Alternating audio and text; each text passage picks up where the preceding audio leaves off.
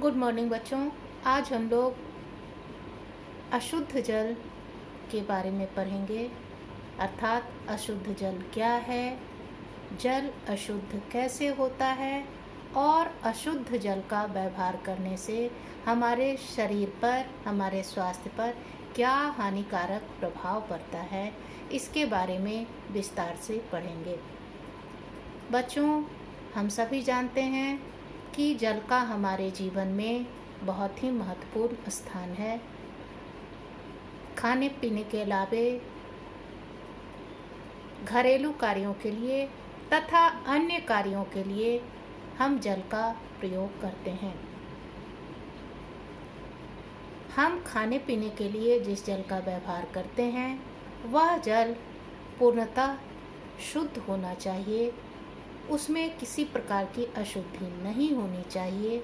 अगर हम अशुद्ध जल का व्यवहार अपने खाने पीने में करते हैं तो इसका हमारे स्वास्थ्य पर हानिकारक प्रभाव पड़ता है।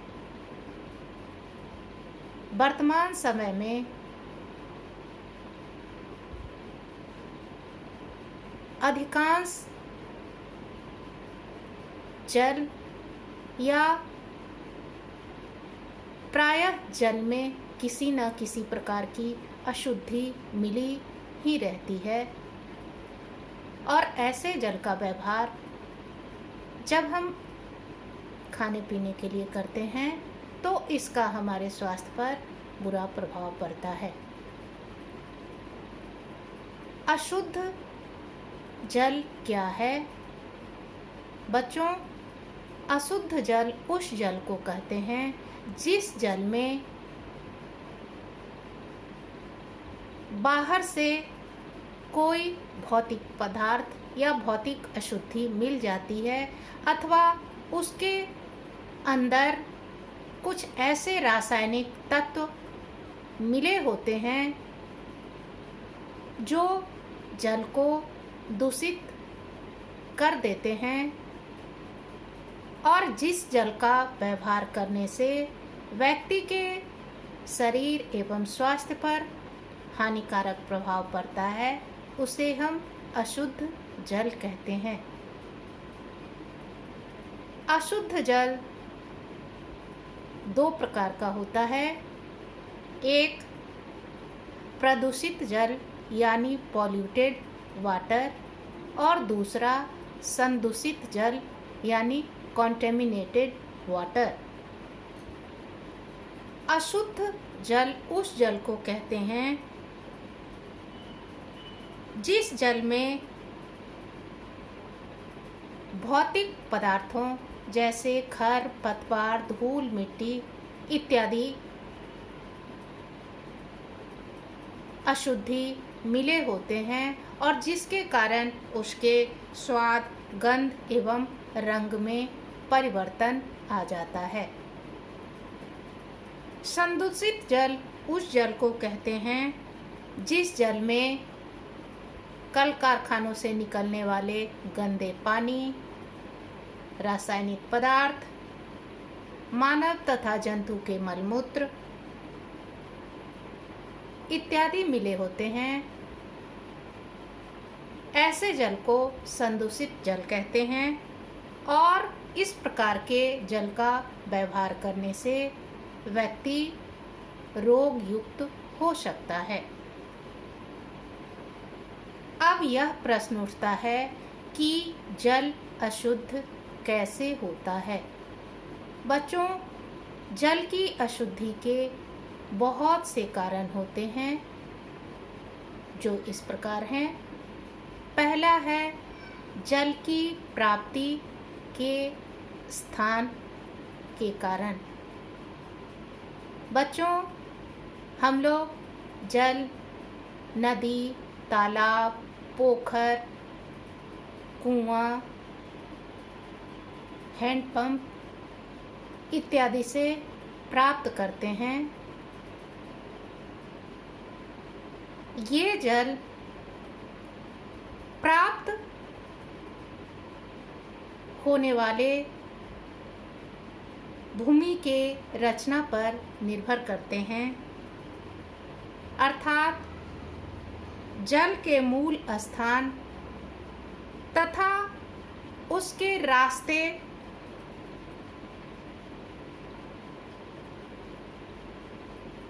में आने वाले जगहों का उस जल के गुण पर काफी प्रभाव पड़ता है।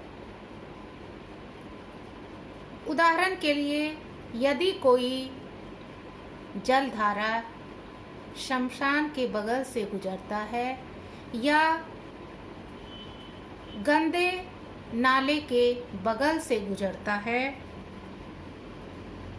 तो उस जल में स्वाभाविक रूप से अशुद्धि मिल जाती है और यह जल को प्रदूषित कर देती है। इतना ही नहीं, जब हम कुएं से जल प्राप्त करते हैं तो उस कुएं में यदि चूने की अधिकता होती है तो कैल्शियम के मिलावट के कारण वह जल भारी हो जाता है और वह जल भी हमारे व्यवहार के अनुकूल नहीं होता है। इतना ही नहीं, जब हम तालाब या नदी से जल लेते हैं, उस तालाब या नदी में यदि घरों से बहने वाले गंदे नाले का पानी गिरता है अथवा फैक्ट्रियों का गंदा पानी गिरता है, तो यह भी उस नदी या तालाब के पानी को गंदा और दूषित कर देता है।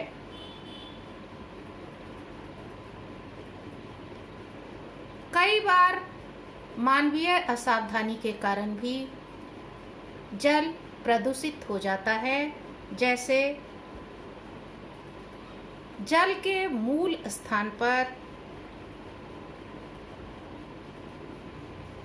साबुन लगाकर वस्त्र धोने से, बर्तन धोने से, स्नान करने से वहाँ गंदा जल एकत्रित होता है और वह जल उस जल में मिलकर उसे गंदा कर देता है।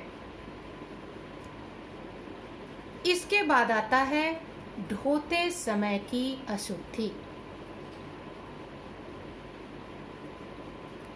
बच्चों, लोग अपने व्यवहार के लिए कुआं, तालाब, हैंडपंप इत्यादि से जल भरकर लाते हैं। यदि लाते समय या जल ढोते समय साफ सफाई का ध्यान नहीं रखा जाए, स्वच्छता का ध्यान नहीं रखा जाए, तो यह भी जल को प्रदूषित करने का कारण बन सकता है। जैसे जब हम जल भर रहे हैं तो हमारा हाथ साफ सुथरा होना चाहिए। जिस बर्तन में हम जल भरकर ले जा रहे हैं वह बर्तन साफ सुथरा होना चाहिए। पानी भरकर ले जाते समय हमें उसे ढक कर ले जाना चाहिए। यदि हम ऐसा नहीं करते हैं तो यह भी जल की अशुद्धि का कारण बनता है। इसके बाद आता है जल को संग्रह करके रखते समय। हम सभी अपने घरों में घरेलू कार्यों के लिए जल को संग्रह करके रखते हैं। यदि जल को संग्रह करते समय साफ सफाई और स्वच्छता का ध्यान नहीं रखा जाए तो वह भी जल को अशुद्ध कर देता है। जैसे हम जिस स्थान पर जल को संग्रह करके रखते हैं वह साफ सुथरा और स्वच्छ होना चाहिए। हम जिस बर्तन में जल को भरकर रखते हैं वह भी साफ सुथरा और ढक्कनदार होना चाहिए। यदि ऐसा नहीं करते हैं तो यह भी जल की अशुद्धि का कारण बनता है, और जब हम ऐसे जल का व्यवहार करते हैं तो वह हमारे स्वास्थ्य पर प्रतिकूल प्रभाव डालता है।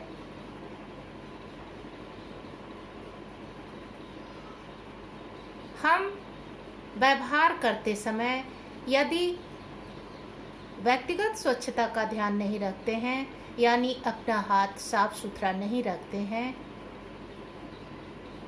और हम उस बर्तन से गंदे हाथ से जल निकालते हैं, तो यह भी जल को अशुद्ध करने का कारण बनता है।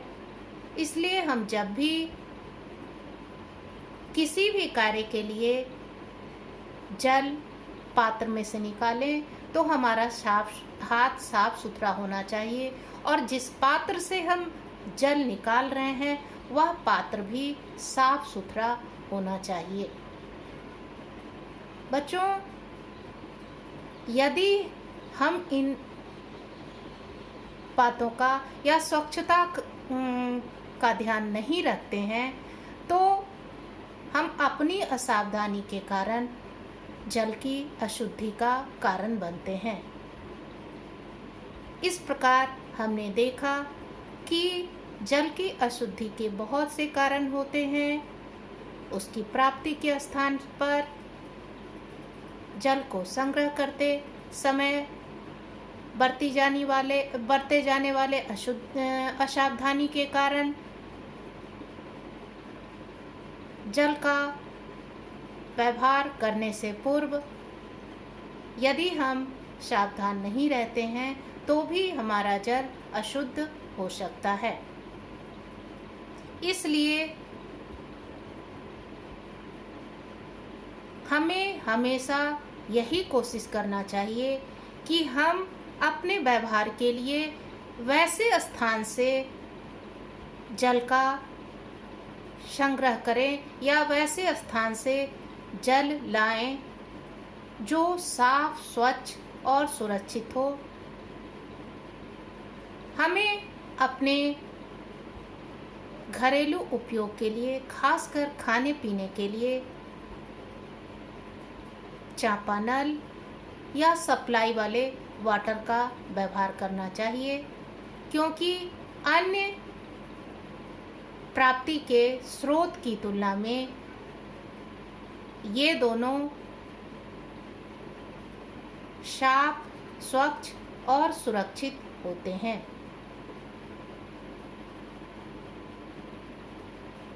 बच्चों, हम सभी को खाने पीने के लिए हमेशा शुद्ध और स्वच्छ जल का ही व्यवहार करना चाहिए।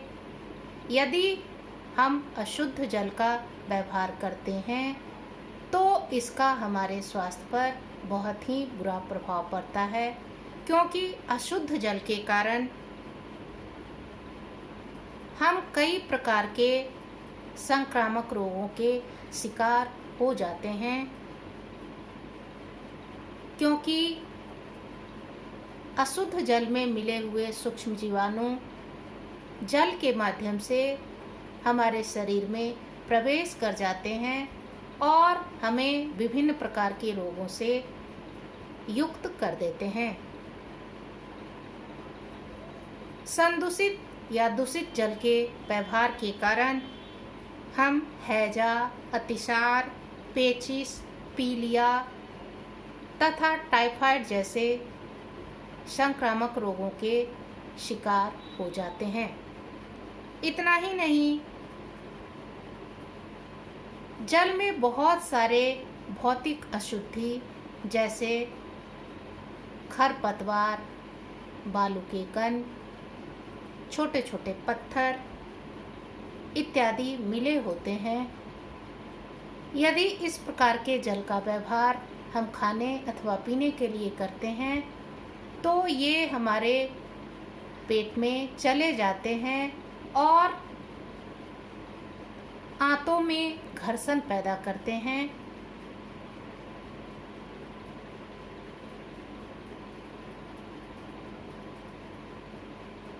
जल में घुलनशील लवण जैसे कैल्शियम तथा मैग्नीशियम के सल्फेट एवं क्लोराइड की मात्रा अधिक होने पर भी यदि हम उस जल का व्यवहार करते हैं तो उससे भी हम पाचन संबंधी रोगों के शिकार हो जाते हैं।